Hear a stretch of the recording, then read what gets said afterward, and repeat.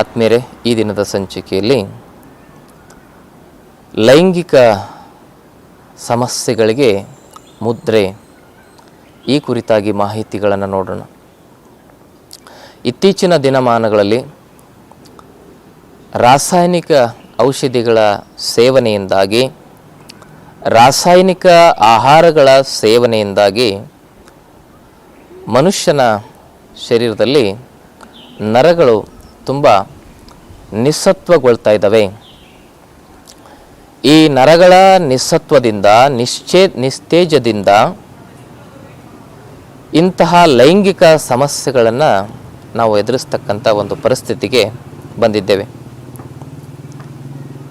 ಈಗಿನ ಸಾಫ್ಟ್ವೇರ್ ಉದ್ಯಮಿಗಳಲ್ಲಿ ಕೆಲಸ ಮಾಡ್ತಕ್ಕಂಥ ಸಾಫ್ಟ್ವೇರ್ ಇಂಜಿನಿಯರ್ಸ್ಗಳಿಗೆ ಈ ಸಮಸ್ಯೆ ಯಥೇಚ್ಛವಾಗಿ ಕಾಡ್ತಾ ಇದೆ.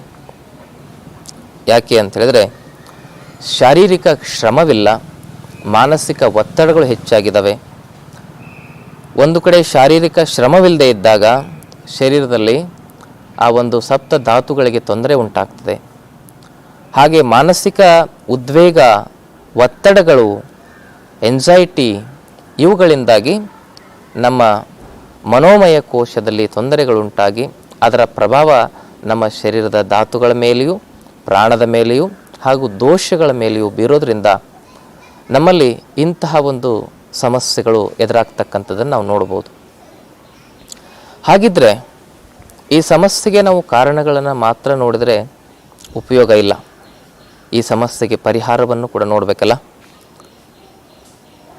ಮಾನಸಿಕ ಒತ್ತಡಗಳಿಂದ ಮುಕ್ತರಾಗಲಿಕ್ಕಾಗಿ ನೀವು ಧ್ಯಾನ ಮಾಡಿ, ಪ್ರಾಣಾಯಾಮ ಮಾಡಿ, ಹಾಗೆ ಅಲ್ಲಿ ಆಗಿರ್ತಕ್ಕಂಥ ನಿಶಕ್ತಿಯನ್ನು ದೂರಗೊಳಿಸ್ಕೊಳ್ಳಿಕ್ಕೆ ಒಂದಿಷ್ಟು ಮುದ್ರೆಗಳನ್ನು ನಾನು ನಿಮಗೆ ಹೇಳ್ಕೊಡ್ತಾ ಇದ್ದೇನೆ.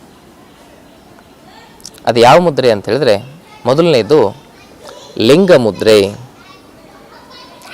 ಈ ಮುದ್ರೆಯನ್ನು ಮಾಡೋದ್ರ ಮೂಲಕ ಗಂಡು ಮಕ್ಕಳ ಆ ಲೈಂಗಿಕ ನಿಶಕ್ತಿಯನ್ನು ದೂರ ಮಾಡಬಹುದು.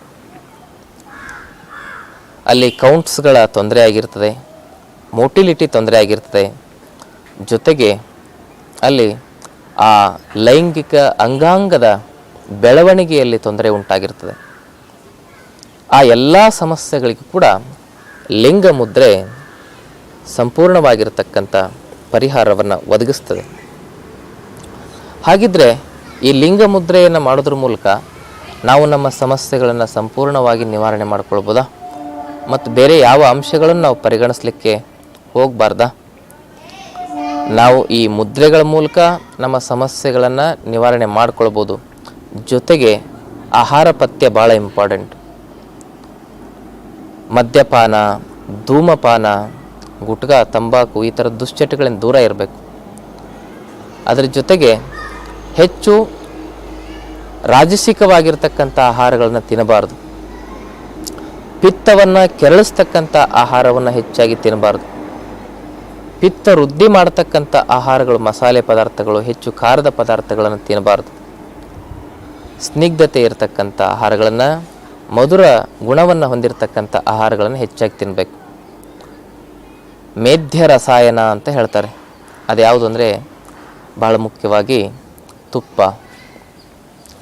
ಈ ತುಪ್ಪ ಆಗಿರ್ಬೋದು, ಬೆಲ್ಲದ ಪದಾರ್ಥಗಳನ್ನಾಗಿರ್ಬೋದು, ಸಿಹಿ ಆಗಿರ್ತಕ್ಕಂಥ ಎಲ್ಲ ಹಣ್ಣು ತರಕಾರಿಗಳನ್ನಾಗಿರ್ಬೋದು, ಇವುಗಳನ್ನ ಯಥೇಚ್ಛವಾಗಿ ಸೇವನೆ ಮಾಡ್ತಾ ಶರೀರವನ್ನು ಪಿತ್ತ ವಿಕಾರದಿಂದ ದೂರಪಡಿಸ್ಕೊಳ್ತಾ, ಜೊತೆಗೆ ಕಫಜ ವಿಕಾರಗಳಿಂದ ಏನಾದರೂ ಶರೀರದಲ್ಲಿ ತೊಂದರೆ ಉಂಟಾಗಿದ್ದರೆ ಶರೀರಕ್ಕೆ ಏನು ಮಾಡಬೇಕು ಅಂದರೆ, ವಾರಕ್ಕೆ ಒಂದು ಸಲ ಏನಾದರೂ ಚೆನ್ನಾಗಿ ಮಸಾಜ್ ಮಾಡ್ಕೊಳ್ಬೇಕು, ವ್ಯಾಯಾಮ ಮಾಡಬೇಕು, ಯೋಗಾಭ್ಯಾಸ ಮಾಡಬೇಕು, ಸೂರ್ಯ ನಮಸ್ಕಾರ ಮಾಡಬೇಕು. ಇವೆಲ್ಲವುಗಳಿಂದ ಶರೀರದ ಕಫಜ ವಿಕಾರಗಳು ದೂರ ಆಗ್ತವೆ. ಹೀಗೆ ಇವೆಲ್ಲದರ ಅಭ್ಯಾಸದ ಜೊತೆಗೆ ನೀವು ಈ ಮುದ್ರೆಯನ್ನು ಅಭ್ಯಾಸ ಮಾಡಿದರೆ ಬೆಳಗ್ಗೆ ನಿಮ್ಮಲ್ಲಿ ಲೈಂಗಿಕ ಸಮಸ್ಯೆಗಳು ಸಂಪೂರ್ಣವಾಗಿ ದೂರ ಆಗ್ತವೆ. ನೋಡಿ, ಇದನ್ನು ಹೇಗೆ ಮಾಡೋದು ಅಂತ ಸರಿಯಾಗಿ ತಿಳ್ಕೊಳ್ಳಿ.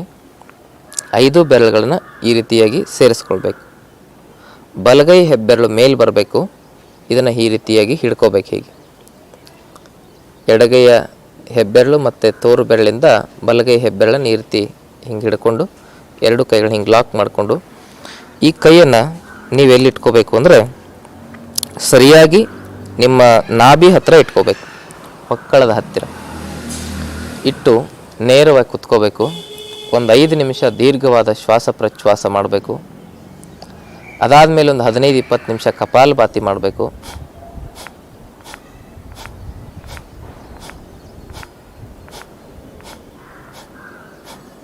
ಹೆಚ್ಚು ಪಿತ್ತ ಇದ್ದರೆ, ಉಷ್ಣ ಶರೀರ ಇದ್ದರೆ ಇದನ್ನು 5 ನಿಮಿಷ ಮಾಡಿದ ಮೇಲೆ ಮತ್ತೊಂದು 10 ನಿಮಿಷ ನೀವು ಪ್ರಾಣ ಮುದ್ರೆಯನ್ನು ಮಾಡಬೇಕು.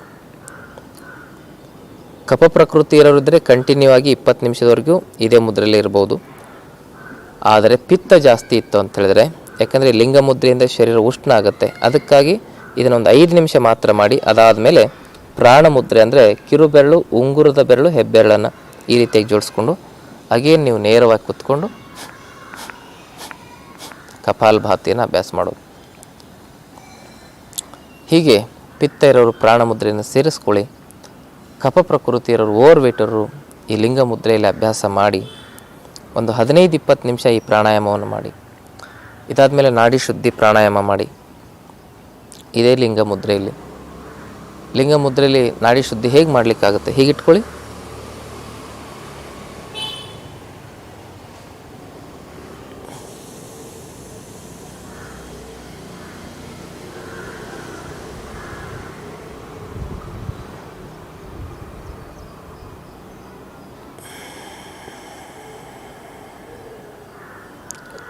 ಎಡಗಡೆ ಬಿಡ್ತಿರಲ್ಲ, ಎಡಗಡೆಯನ್ನು ತೆಗೆದುಕೊಳ್ಬೇಕು. ಎಡಗಡೆ ತೆಗೆದುಕೊಂಡ ಮೇಲೆ ಬಲಗಡೆ ಬಿಡಬೇಕು. ಹಾಗೆ ಬಲಗಡೆನ ತೆಗೆದುಕೊಳ್ಬೇಕು.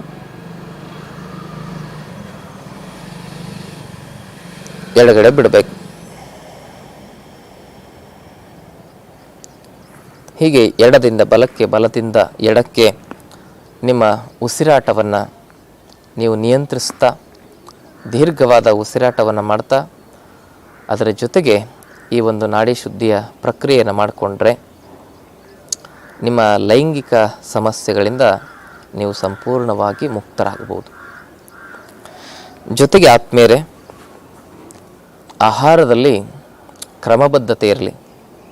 ತಡ ಆಹಾರ ಮಾಡೋದು, ತಡವಾಗಿ ಮಲಗುವುದು, ವ್ಯಾಯಾಮ ರಹಿತವಾಗಿ ಶರೀರಕ್ಕೆ ಹೆಚ್ಚು ಒತ್ತಡದಾಯಕವಾಗಿರ್ತಕ್ಕಂಥ ಬದುಕನ್ನು ಜೀವಿಸುವುದು, ಇವೆಲ್ಲವುಗಳು ಕೂಡ ಇಂತಹ ಸಮಸ್ಯೆಗಳಿಗೆ ಮೂಲ ಕಾರಣ ಆಗಿರೋದ್ರಿಂದ ನೀವು ಶರೀರಕ್ಕೆ ಬೇಕಾದಷ್ಟು ವ್ಯಾಯಾಮ, ಹಿತಮಿತವಾದ ಆಹಾರ, ಹಿತಮಿತವಾದ ನಿದ್ರೆ, ಹಿತಮಿತವಾದ ಜೀವನ ಶೈಲಿಯನ್ನು ನೀವು ಪರಿವರ್ತನೆ ಮಾಡಿಕೊಂಡಿದ್ದೇ ಆದಲ್ಲಿ ನಿಮ್ಮ ಸಮಸ್ಯೆಗಳಿಂದ ನೀವು ಶಾಶ್ವತವಾದ ಪರಿಹಾರವನ್ನು ಕಂಡುಕೊಳ್ಬೋದು.